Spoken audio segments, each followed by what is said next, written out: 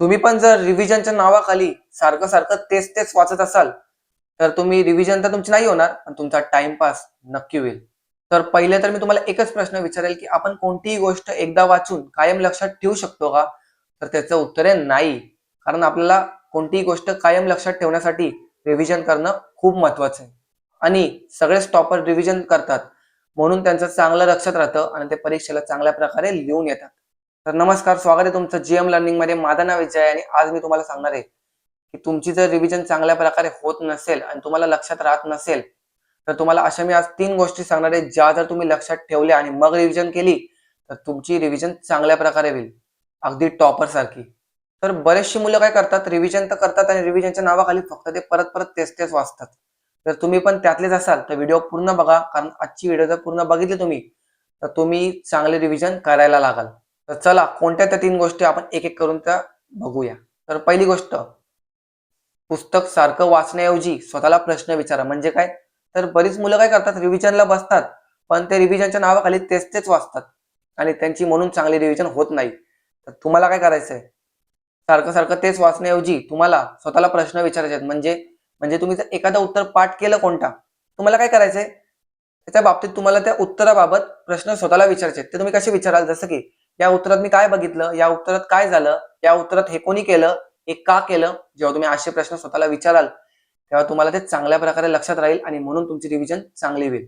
आणि स्वतःला प्रश्न विचारणे ही एक योग्य पद्धत रिव्हिजन करण्याची, ज्याच्या मदतीने तुमची चांगली रिव्हिजन होऊ शकते. तर तुम्ही आतापासून सारखं तेच तेच वाचण्यापेक्षा स्वतःला प्रश्न विचारा. दुसरी गोष्ट, चार्ट्स बनवा. म्हणजे काय?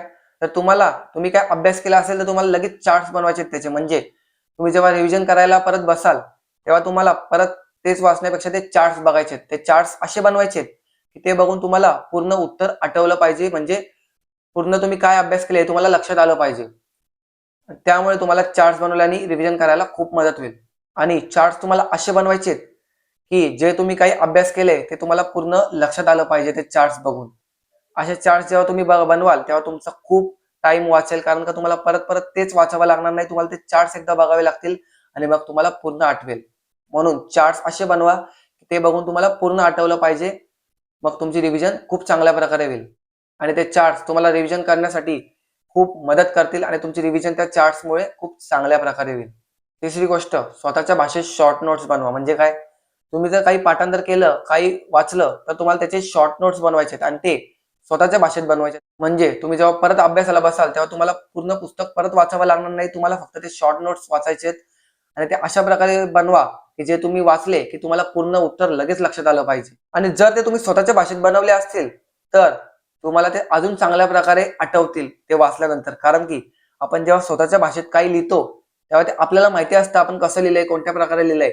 म्हणून स्वतःच्या भाषेत ते शॉर्ट नोट्स बनवा. म्हणजे तुम्हाला रिव्हिजन करताना खूप मदत होईल त्या शॉर्ट नोट्सची आणि तुमची रिव्हिजन चांगल्या प्रकारे होईल. तर या होत्या त्या 3 गोष्टी ज्या तुम्हाला चांगले रिव्हिजन करायला खूप मदत करतील आणि आशा करतो आता तुमची रिव्हिजन चांगल्या प्रकारे होईल. आणि तुम्ही या 3 गोष्टींपैकी कोणत्या 2 गोष्टी तरी लक्षात ठेवून रिव्हिजन केली तर तुमची रिव्हिजन खूप चांगल्या प्रकारे होईल. जर तुम्हाला ही व्हिडिओ महत्त्वपूर्ण वाटली असेल तर व्हिडिओला एक लाईक करा. चॅनलवर नवीन असेल तर चॅनलला सबस्क्राईब करा. अशाच नवीन नवीन व्हिडिओसाठी. तर भेटूया अशाच एक नवीन व्हिडिओ सोबत.